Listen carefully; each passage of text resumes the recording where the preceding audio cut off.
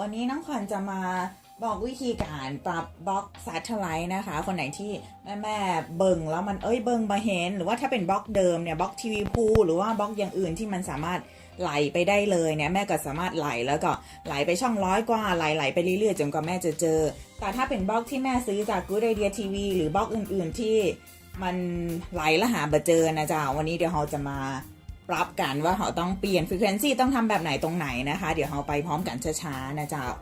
โอเคก่อนอื่นเลยนะคะขั้นแรกแม่ต้องไปเอารีโมทนะจ๊ะเป็นรีโมทของบล็อกแม่ไปเอารีโมทมาเสร็จแล้วแม่กดไปตรงที่เมนูนะจ๊ะ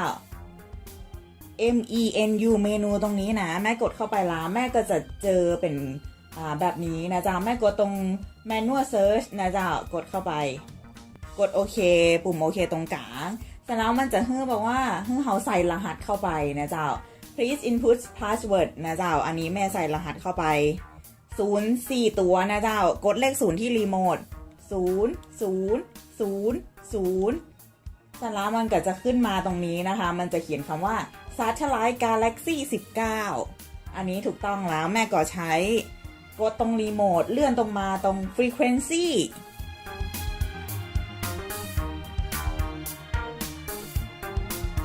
ค่ะแล้วเสร็จแล้วแม่เข้ามาตรงนี้นะคะตรง manual search แล้วแม่จะเห็น Satellite Galaxy 19หลังจากนั้นแม่ก็จะเห็นตรงนี้นะคะตรงนี้ frequency 12099เราจะต้องเข้าไปแก้ไขตรง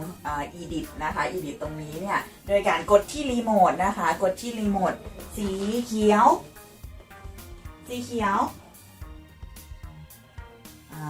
เสร็จแล้วเราก็ใส่เลขเข้าไปเป็นที่แม่เห็นนะคะ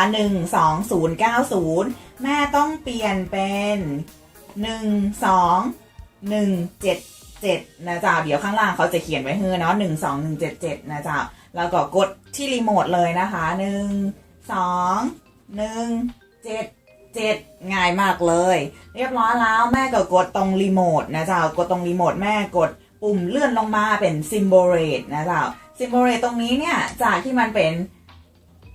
20000ตรงนี้นะคะแม่ต้องเปลี่ยน symbol rate ให้มันเป็น23000นะจ๊ะแม่กดเลข2เลข3เลข000นะจ๊ะแบบนี้เรียบร้อยแล้วเนี่ยแม่ก็เลื่อนลงมาข้างล่างอีกเป็นpolarization ตรงนี้นะคะเราต้องเปลี่ยนเป็นตัว V นะจ๊ะตัว V กดรีโมทไปข้างๆง่ายมากเลยกลายเป็นตัว V ทุกอย่างเรียบร้อยแล้วนะจ๊ะเพียงแค่นี้โดยที่บัตต้องเอาอย่างทั้งนั้นแล้วหลังจากที่ polarization จากตัว H นะจ๊ะกลายเป็นตัว V เสร็จเรียบร้อยแล้วเนี่ยมันจะเขียนคำว่า OK scan แม่กดตรง OK ตรงรีโมทนะจ๊ะแม่กดโอเคตอนนี้มันกำลังสแกนอยู่นะคะแม่ใจเย็นๆแม่รอเปอร์เซ็นต์ให้มันครบ100%นะจ๊ะตอนนี้รอก่อนรอให้มันสแกนก่อนนะจ๊ะมันก็สแกนไปเรื่อยๆนะคะสแกนเสร็จเรียบร้อยแล้วเราก็กด exit นะจ๊ะตรงรีโมทคอนโทรลของเรากด exit ออกไปเรื่อยๆเลยเสร็จแล้วเราก็เจอแล้วนะจ๊ะเจอแล้วแม่ลองเลื่อนดูเนาะ